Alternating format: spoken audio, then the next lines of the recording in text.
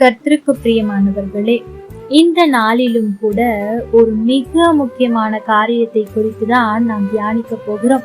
இந்த வார்த்தையை கேட்கிற உங்களுடைய வாழ்க்கையில் அநேக குறைவுகள் இருக்கலாம். ஒருவேளை திருமணமாகி நீண்ட நாள் ஆகிவிட்டது, பிள்ளை இல்லையே என்ற குறை இருக்கலாம்.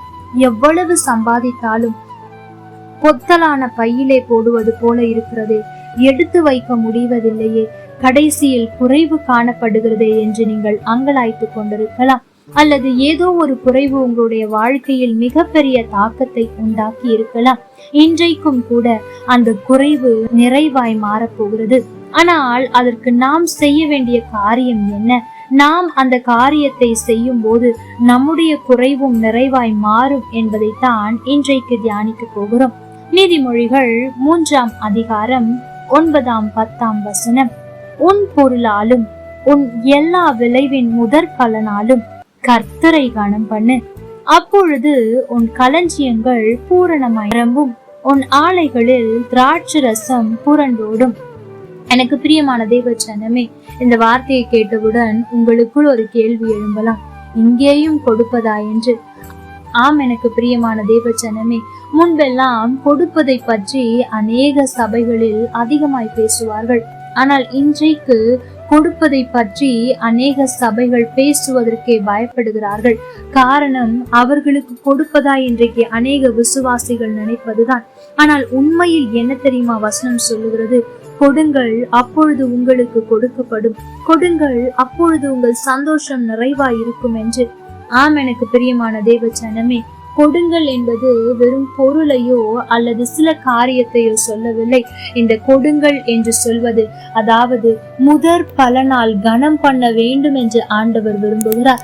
அப்படி என்றால் உண்மையான அர்த்தம் என்ன தெரியுமா? அவருக்கு முன்னுரிமை கொடுக்க வேண்டும் என்று நினைக்கிறார். பணத்தில் கொடுப்பது அல்ல, அதுவும் நல்லதுதான்.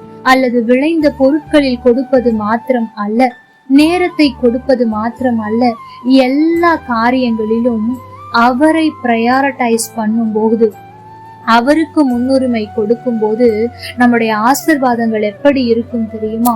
நிரம்பி இருக்குமா? அதாவது ஒரு மொழியாக்கம், அழகாய் மொழியாக்கம் செய்யப்பட்டிருந்தது.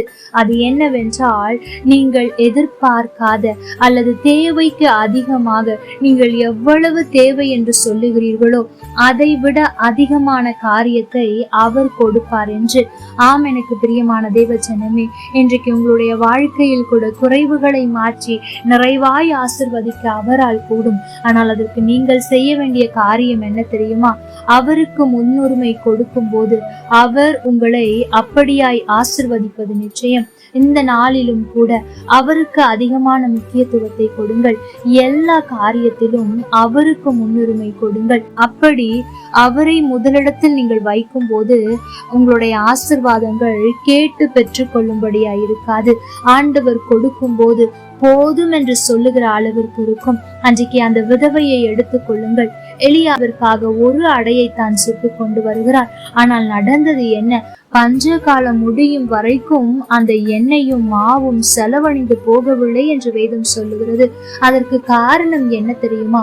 அவள் முதலாவது காரியத்தில் முதல் அடையை தேவ மனுஷனுக்கு கொடுத்தாள். எனக்கு பிரியமான தேவ ஜனமே, தேவ மனுஷனுக்கு முதல் உரிமை கொடுக்கும் போது அவ்வளவு ஆசீர்வாதங்கள் வரும் என்று சொன்னால், ஆண்டவருக்கு முதல் இடத்தை கொடுக்கும் போது, ஆண்டவருக்கு முன்னுரிமை கொடுக்கும் போது எவ்வளவாய் ஆசீர்வாதம் வரும் என்பதை சிந்தித்து பாருங்கள்.